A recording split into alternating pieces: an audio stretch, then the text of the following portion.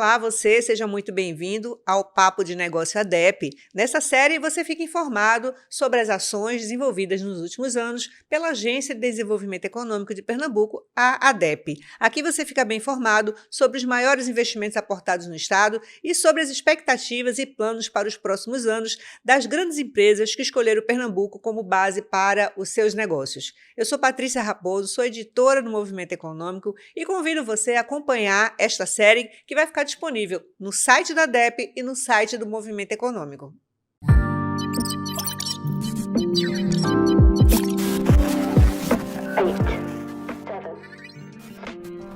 A Agência de Desenvolvimento Econômico de Pernambuco, a ADEP, era conhecida até o final de 2021 como ADEDPE.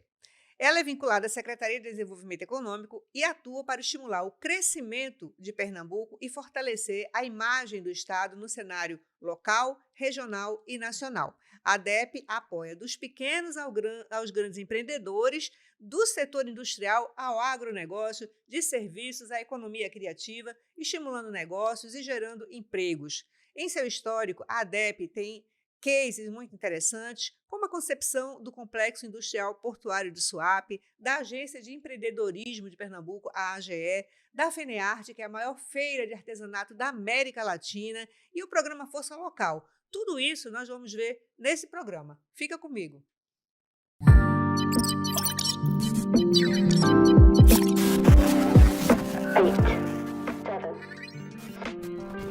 E quem está comigo aqui no estúdio para falar sobre as ações da ADEP é ele, o presidente Roberto de Abreu e Lima. Seja muito bem-vindo, Roberto. Obrigado, Patrícia. É um prazer estar falando aqui com você e fazendo esse balanço de gestão aí dos 4 anos à frente da ADEP.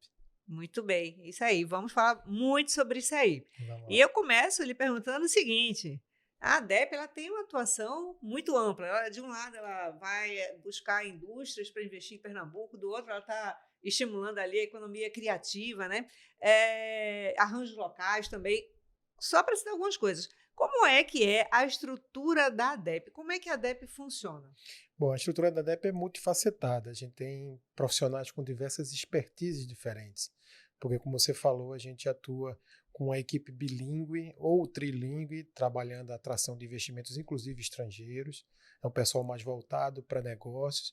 A gente trabalha a economia criativa, notadamente o artesanato, moda autoral, bebidas, etc. É um pessoal mais ligado à área cultural, artística. A gente trabalha o setor de mineração, exportação. E para cada uma dessas áreas nós precisamos ter especialistas nesses setores para atuar de forma mais profissional possível. Isso faz com que a equipe seja relativamente robusta, são mais de 300 profissionais atuando em todas as áreas da agência e fazendo esse trabalho que tem dado muito resultado. Essa equipe foi você que montou na sua gestão ou é uma equipe que já vem aí de longo?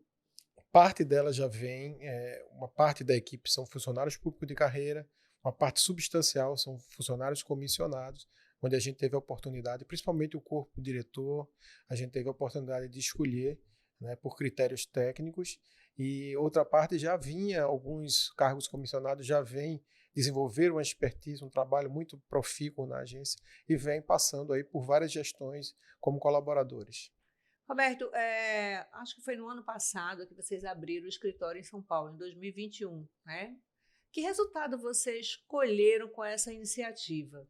Foi um resultado de aceleração do processo de atração de empresas. A gente sabe que hoje temos a tecnologia, a inovação tecnológica que faz com que a gente consiga ter um contato remoto bem próximo das empresas, mas está em São Paulo, está próximo das grandes empresas, associações de empresários, câmaras de comércio, facilita muito essa aproximação e acelera esse processo de negociação para a atração desses investimentos para o Estado.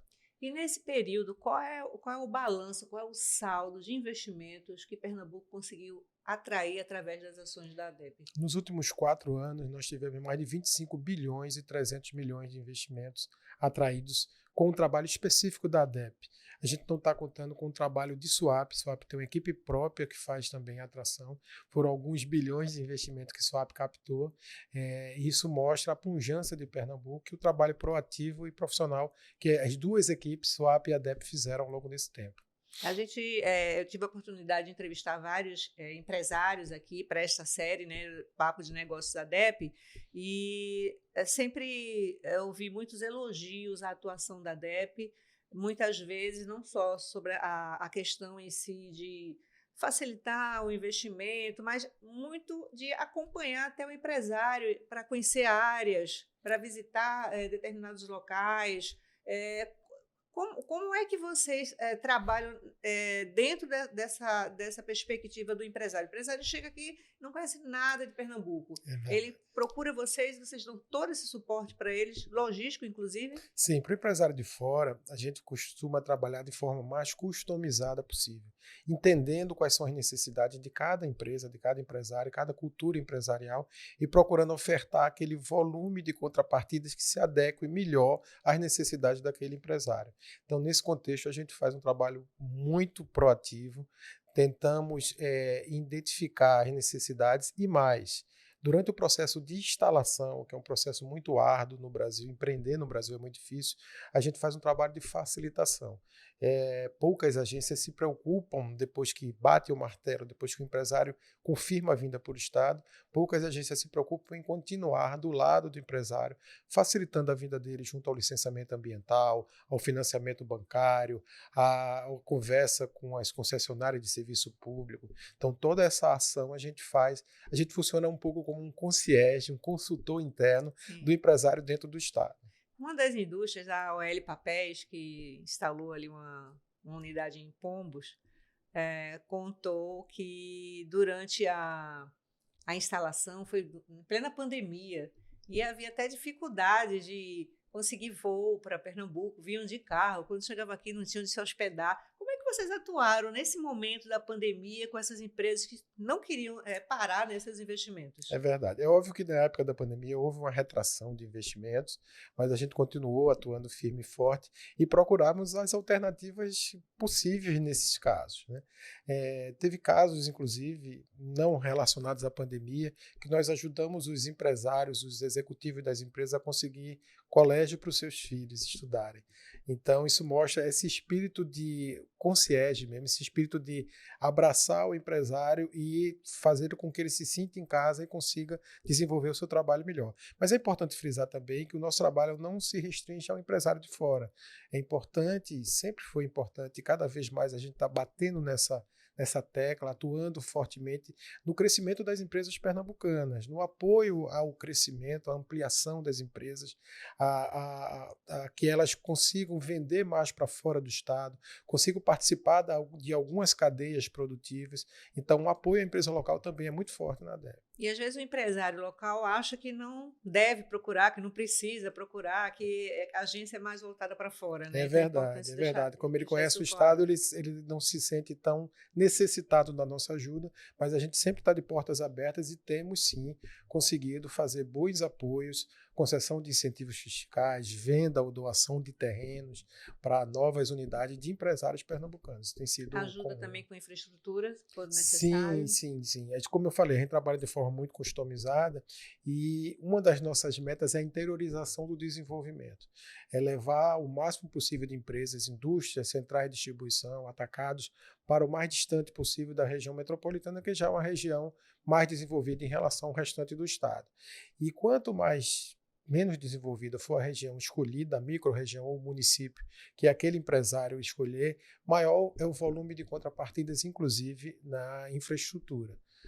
A gente pode, em municípios menores, fazer doação de terreno, em municípios maiores, a gente vende com desconto, a gente não faz doação. Isso é apenas um exemplo da variação de tratamento que a gente dá em função do tamanho do investimento, geração de empregos principalmente, mas também a localização da futura empresa. E que balanço você faz com relação a essa questão da interiorização? Conseguiu-se atingir um objetivo, uma meta? Sim, sim, sim. A gente ainda tem uma grande dificuldade quando a gente passa ali daquele cinturão do Agreste, cinturão que vai até Garanhuns, Caruaru, a gente tem um pouco mais de dificuldade por questões logísticas. Mas a gente tem atuado muito fortemente nisso e temos conseguido todas as reuniões do CONDIC, que é o conselho que aprova os incentivos do PRODEP, a gente faz a separação da quantidade de empregos, investimentos e projetos por região, né? separando inclusive a região metropolitana do restante, e praticamente quase todas as reuniões são realizadas a cada 3 meses. O volume de investimento e de emprego tem sido maior no interior do estado. Nesse processo de interiorização, imagino que foram criados polos industriais para abrigar essas empresas. Qual foi a evolução? Quantos polos hoje Pernambuco já dispõe? A ADEP, só a ADEP possui 32 distritos, antigos distritos industriais, hoje a gente chama de polos econômicos, alguns mais antigos, mas eu poderia citar a mais recente que a gente conseguiu avançar: Glória do Goitá, Pombos, Bonito, no Agreste, Brejão e Garanhuns, aquela região ali do Agreste meridional, Arco Verde, Petrolina já era, e a gente consegue cada vez mais consolidar nosso polo empresarial aqui. Nós temos bastante área ainda. Estamos tentando levar o gás para Aripina, gás liquefeito, para abastecer o polo gesseiro, como forma de dar uma competitividade maior para o setor lá em Araripina. São diversos polos que a gente conseguiu. E agora você falou do gás, que é uma coisa muito importante, né? E, de fato, a Copergás tem trabalhado com essa solução de levar o gás liquefeito, e isso, então, ajuda a resolver um pouco desse problema. Pode ser uma solução para resolver o problema de polos que não dispõem ainda de gás? Pode sim, com certeza. Principalmente porque a Copergás conseguiu subsidiar esse gás de forma que o custo dele para o comprador é o mesmo se fosse comprando o gás canalizado da rede de gasodutos da própria companhia. E a então, solução eles têm... que chega mais rápido, o gás chega mais rápido do que esperar uma obra cara, né? Sem dúvida. Então, essa solução já está implantada em Petrolina e Garanhuns, e brevemente em Araripina também. Então, o Agreste acabou que se beneficiou. Aí era uma região que carente de indústrias, né? Porque a indústria sempre gera um emprego com um salário melhor, né? E isso ajuda muito a ativar essa economia. Então, esse balanço que você trouxe desses investimentos que chegaram a Pernambuco, boa parte indo para o interior, isso vai fazer com que daqui a 10 anos o Estado tenha uma outra realidade ali, né? Porque uma indústria acaba atraindo outra, dependendo do seu perfil de negócio, como a Yazaki lá em Bonito, por exemplo, já responde por 1/3 dos empregos da cidade, né? Um investimento muito importante. A Moura, lá em Belo Jardim, que já é um polo forte, né? Quando você olha para esses polos industriais aí, como é que você imagina, né, no futuro, e qual deles assim realmente pode ser o grande, tirando esses clássicos da Moura, por exemplo? Eu citaria dentro dos clássicos, que você não mencionou ainda, o polo de confecções. Polo de confecções, sim. Que tem todas as condições, já é o maior empregador talvez de todo o Agreste, né? Já são mais de 100 mil pessoas trabalhando. 100 mil pessoas, né? É incrível. E a gente tem todas as condições de começar a atrair indústrias de tecido, as malharias e tecelagens, para fornecer para essas confecções. Era um desejo nosso montar um case, montar uma proposta de valor para um polo de malharias. Foram tantos projetos que a gente não conseguiu levar esse até o final, a bom termo, mas a gente vai deixar como sugestão para a próxima gestão conseguir viabilizar esse polo, a partir inclusive do abastecimento d'água, que está se tornando uma realidade mais firme na região. Citaria também a pecuária de corte, essa como uma nova atividade para a região agreste, principalmente em função do frigorífico abatedouro da Master Boi, que está desenvolvendo muito a pecuária de corte, e a própria avicultura, que também é tradicional, mas tem crescido muito na região, no estado como um todo, e com o projeto Grãos PE, apoiado pela ADEP, a gente já começa a verificar a produção de milho em larga escala para ser utilizado como ração animal, tanto para avicultura como para bovinocultura e até para caprino também. Uhum. Então, há um horizonte muito grande, muito interessante de crescimento no Agreste, em parte do sertão, na região do Araripe, e em parte da Zona da Mata, no desenvolvimento da produção de grãos em larga escala, o que vai ser uma pequena revolução no campo. Pois é, você está falando então de cadeias produtivas, né? Que é que vocês também olham com muita atenção. Fora essas, vocês ainda têm o turismo, né? Tem a própria economia criativa. O que mais que você pontuaria? Falando do turismo, recentemente a ADEP foi agraciada com o prêmio da Secretaria de Turismo como amigo do turismo, dado o volume de ações que a gente tem feito, inclusive em parceria com a Impetur, né, para estimular o turismo. Que tipo de ações a ADEP tem feito? tornar o Armazém 11 do Recife Antigo, que é o armazém que vende o artesanato, tornar o armazém, ele o armazém da criatividade. A gente tem a loja de moda autoral, a gente tem a loja de bebidas pernambucanas, bebidas genuinamente pernambucanas, cujo alvo é mostrar essas duas produções criativas ao turista pernambucano. Nós fizemos uma parceria recente com a Impetu e fizemos uma requalificação no pavilhão do Centro de Convenções, para que agora foi recentemente privatizado, concedida a iniciativa privada, e vai ter aí um horizonte de grandes ações, de melhorias ainda no equipamento, de ampliação, inclusive, com um horizonte muito promissor de novas feiras, de alavancar o turismo de negócio. Temos a Câmara Setorial do Turismo, temos 11 câmaras setoriais em andamento, e a do turismo é uma das mais profícuas, onde tem produzido mais resultado em termos de discussão de ações, de propostas, de projetos para levar o turismo a um outro patamar. Um desses projetos que foi discutido lá é o turismo de saúde e bem-estar. A ideia é transformar Recife num grande polo de atração do turismo médico, daqueles pacientes que vêm a Pernambuco para se tratar ou fazer procedimentos estéticos e que possam aqui ter uma boa acolhida e uma boa estada e recomendar para que o Estado vire uma referência em turismo de saúde.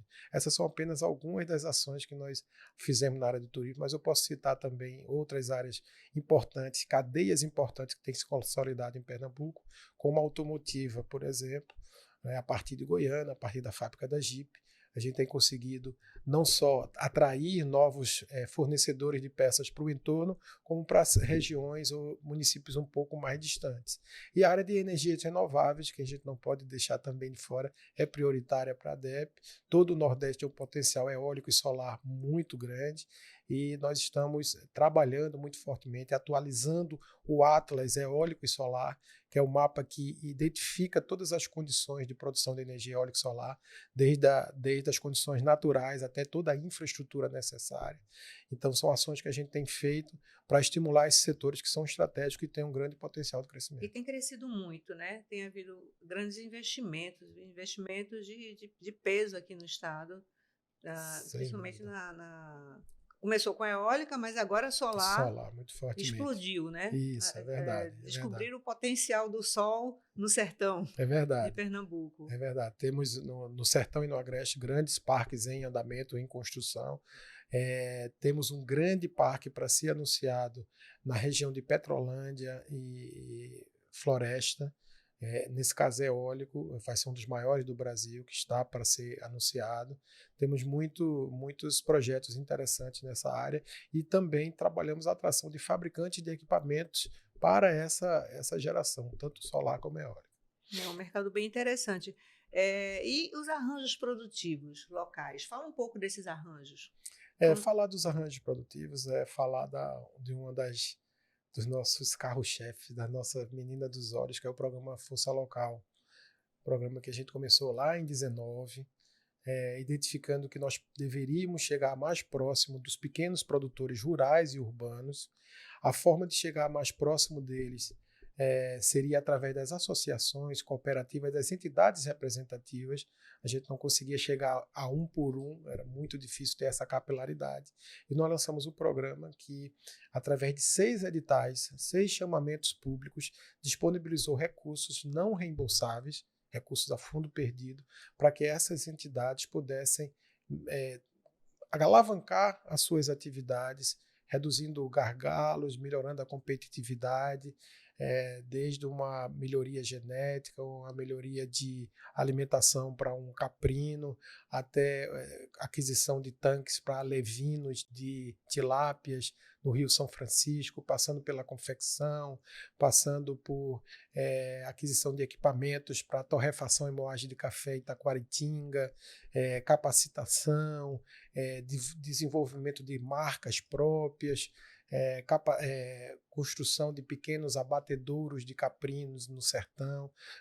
Foram mais de 160 projetos apoiados apoiados ao longo desses 4 anos, com mais de 23 milhões de reais aportados pela ADEPE e, no total, mais de 40 milhões sendo efetivamente investidos nesses projetos, porque as entidades que se conveniam, as cooperativas e associações, e principalmente o SEBRAE, que é um parceiro muito forte no projeto, também aloca recursos, e a soma dos recursos entre os parceiros e a ADEPE passou dos 40 milhões de reais, com mais de 18 APLs acobertados, né, aquinhoados, e mais de 120 municípios beneficiados. E o programa ele contempla sempre cooperativas? Sempre associações sem fins lucrativos. Associações, cooperativas, por exemplo, já tivemos a oportunidade de apoiar um projeto da ASIC, da Associação Comercial e Industrial de Caruaru, um projeto de desenvolvimento de um e-commerce para a confecção daquela região.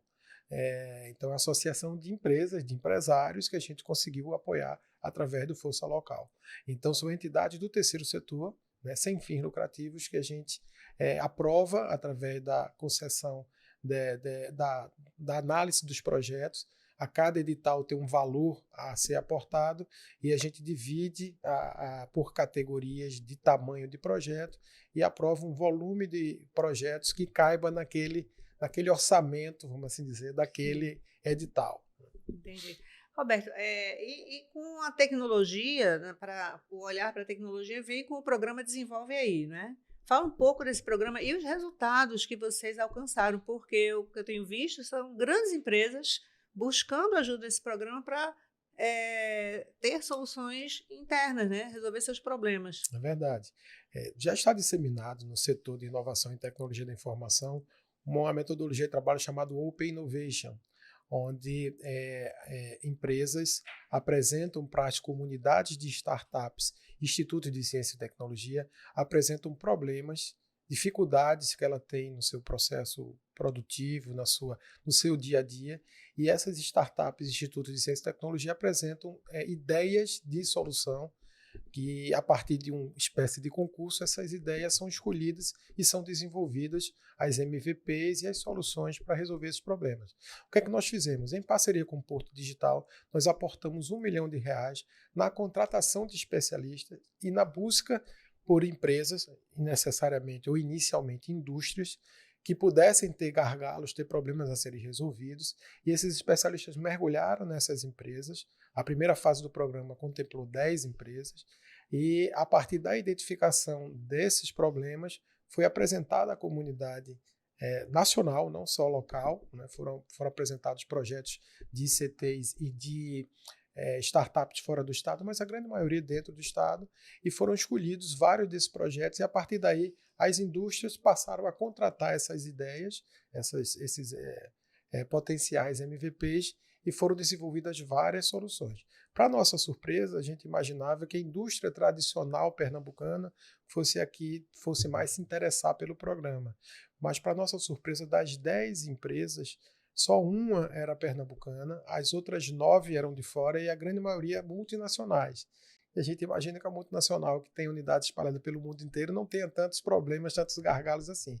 Mas tinham algumas das soluções que foram apresentadas e foram contratadas por algumas dessas empresas, inclusive foram replicadas para as outras unidades industriais delas no mundo inteiro. Então, houve tecnologia desenvolvida no programa que se espalhou aí por vários continentes. O programa ajuda a indústria e estimula as startups locais. Exatamente, os dois polos. Agora, na sua opinião, por que a indústria tradicional não busca isso? Quando você fala tradicional, é a indústria pernambucana, a indústria já com alguns familiar, a indústria mais de cunho familiar, alguns até de um porte maior. Muitas delas ainda não entenderam a necessidade de se abrir, de abrir as suas portas para que tenha esse nível de inovação. Ainda estão, talvez, numa certa zona de conforto, não tão preocupadas com a concorrência, principalmente estrangeira ou de outros estados, ainda não atentaram para isso. Na segunda fase, nós abrimos para 40 empresas, ao invés de 10, uma fase com uma quantidade de candidatos maior, com foco em empresas de médio e pequeno porte, e aí você tem uma quantidade muito maior de empresas pernambucanas nesse nicho, nessa faixa, e a gente já tem várias empresas pernambucanas aderido à segunda etapa, Nesse que caso, está em andamento. são empresários mais jovens que conseguem ver o Em valor algumas, da inovação, da em tecnologia. algumas empresas sim, outras não. A gente tem exemplos interessantes de empresas ainda geridas por gerações anteriores, gerações mais antigas, que entenderam a necessidade de estar inovando, de estar sempre em constante desenvolvimento tecnológico para fazer frente à concorrência. Então, temos casos de segunda, terceira geração de empresas mais jovens nessa linha e também de ainda sob o comando de gerações anteriores que estão aderindo.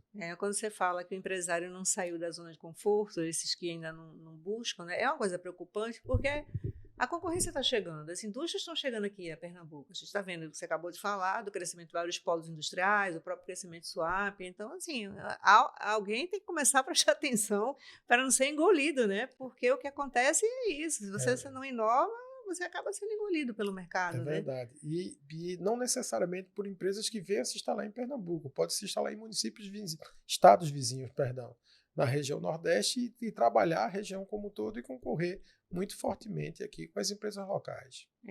E em 2019, voltando a falar um pouquinho das câmaras setoriais, vocês iniciaram um trabalho de reestruturação dessas câmaras setoriais. Esse trabalho foi concluído? Infelizmente, não. Tem duas câmeras que a gente não teve perna, vamos assim dizer, para se instalar. A meta eram 13 e conseguimos chegar a 11. Todas elas operando, algumas mais dinâmicas do que outras. Algumas câmeras, por exemplo, a essência da câmara é ter um fórum permanente de discussão, proposição de projetos, redução de obstáculos, aumento de competitividade do setor. E a gente sempre procura reunir empresas privadas, entidades governamentais e entidades do terceiro setor. Então, isso é muito fácil, por exemplo, em setores mais organizados em termos de instituições que o representam. Mas, vou dar um exemplo, o setor do audiovisual é um setor que tem um grande potencial dentro da economia criativa e da economia pernambucana. O setor de games e animação em Pernambuco é o segundo maior do país. Ele já tem uma entidade representativa deles, a Play Nambuco, mas o setor de música, de cinema, de publicidade, alguns desses setores não têm entidades representativas. A gente trabalha essa Câmara Setorial discutindo individualmente com os empresários. E o ideal é que a gente tivesse entidades que pudessem aglutinar as demandas, os problemas e pudesse discutir os desafios conosco a partir dessa representação, para não ficar uma discussão muito difusa. Então, algumas câmaras, por isso, andaram mais rápido, outras menos. Então vai ficar o dever de casa para o próximo, Sem o dúvida. próximo governo, Sem né? dúvida. Não só manter o programa, como ampliá-lo e dar consecutividade a vários avanços que as câmaras setoriais conseguiram. Eu queria falar um pouquinho mais sobre economia criativa, porque o Centro de Artesanato, como você já citou, é um equipamento muito interessante, fica ali no Marco Zero, né? E eu já tive a oportunidade de presenciar artesãos chegando lá com sua obra para colocar à venda, e ele mesmo define o preço dele, não é isso? A partir dali, esse artesão ele consegue ter encomendas que ele trabalha o resto do ano, assim como a própria FENEARTE, que é realmente uma grande vitrine para encomendas, né? Muita gente quer participar porque sabe que vai ter encomendas ali. Eu queria que você falasse um pouco sobre isso, porque virou uma política de Estado, né? É verdade. Não é mais de governo, mas é de Estado. Tem muita verdade. força, né? A gente vê muitos países, inclusive de fora, pessoas de fora representando países, trazendo o artesanato internacional para cá também. É verdade. Fala um pouco de como foi a evolução desse processo de consolidar a economia criativa aqui no estado, porque Pernambuco é um estado muito rico, né? É verdade. Sabe. Foi uma opção preferencial do Estado, dos governadores que passaram ao longo desses mais de 20 anos. A FENEARTE tem mais de 20 edições. O Centro de Artesanato do Recife tem mais de 10 anos. Então, foi uma opção dos governantes de manter essa política muito forte. E não existe nenhum estado da federação que faça nada parecido, que não chega nem próximo do que a gente faz para o artesanato. A FENEARTE, como você falou, é a maior feira de artesanato da América Latina. Tem artesãos que só com a FENEARTE conseguem se manter o ano inteiro com encomendas e com as vendas da própria feira. Trabalhamos o programa do artesanato brasileiro, então somos nós, a ADEP, que operacionaliza o programa do artesanato brasileiro. São mais de 15 mil artesãos cadastrados com a carteirinha do artesão, né, com a profissão regulamentada já por lei. Então, esse trabalho vem ao longo do tempo se aperfeiçoando, né, crescendo e se aperfeiçoando. Só pontos de venda, além do Marco Zero, nós temos mais 4 pontos de venda, são 5 unidades de venda de artesanatos e estamos colocando agora no ar o nosso e-commerce, começando a vender o artesanato para todo mundo através da internet, com Como loja é a própria. logística, Roberto, de trazer esse artesanato? Porque nem sempre o artesão tem condição de vir, né? É Mas vocês verdade, têm é artesanato verdade. de todo o Temos estado. Como funciona? não só da logística de buscar, como de venda também. Além das 5 lojas, nós temos uma loja itinerante, uma loja que funciona numa carreta, uma unidade móvel, que percorre o estado e vai para outros estados também, mostrar e vender o artesanato pernambucano. Temos caminhão próprio, aqueles artesãos que residem mais distante, nós vamos buscar as peças lá, temos um roteiro pré-determinado mensal para buscar peças, são todas colocadas em consignação, o artesão não tem nenhuma despesa, todas as despesas operacionais dos equipamentos são todas custeadas pela ADEP, e ele só tem o trabalho de disponibilizar a peça, levando lá ou entregando ao nosso caminhão que vai buscar e receber, na medida que a gente vai vendendo, receber os valores que ele está pedindo pela peça. Então, é um trabalho muito estruturado já, de muito tempo, muito consolidado, e que funciona quase que já como uma engrenagem, como uma máquina, de forma automática. Eu vi um depoimento de um artesão que eu achei muito bacana. Ele falou que antes do centro de artesanato, ele precisava botar a arte dele nas calçadas para vender. E depois do centro de artesanato, ela está na prateleira. Isso é muito. E ele disse assim: hoje o meu filho me valoriza como artista. Quando eu estava vendendo ali na calçada, ele não via esse valor. Mas quando eu vim para cá, ele tem orgulho de dizer que o pai dele é artesão. Então, isso mexe também com a autoestima do artista, né? Ele encontra uma vitrine. Dignifica a atividade, né? Traz cidadania para essa atividade, e mais, faz com que o artesanato se torne cada vez mais rico, porque esse filho que passa a referenciar o pai, que passa a ver a atividade como sustentável do ponto de vista financeiro, como uma atividade importante, nobre, ele passa a ser um futuro artesão também. Dá continuidade, Dá né? continuidade ao trabalho do pai. Então, é muito comum. A gente tem mestres que já não estão mais conosco, mas que os filhos continuam com o legado dos mestres e continuam produzindo artesanato, às vezes mais de um, né? Então, de um mestre nasce 2, 3 seguidores, filhos, né? Trabalhando o artesanato que o pai trabalhava ou a mãe trabalhava, e isso só faz crescer a atividade no estado e referenciar Pernambuco como o estado mais rico em termos de artesanato no país. Perfeito. Roberto, qual a mensagem que você deixa, né, no final de sua gestão para o empresário local ou de fora que quer fazer investimento em Pernambuco? A mensagem é de segurança, de transparência, de que vale a pena investir em Pernambuco.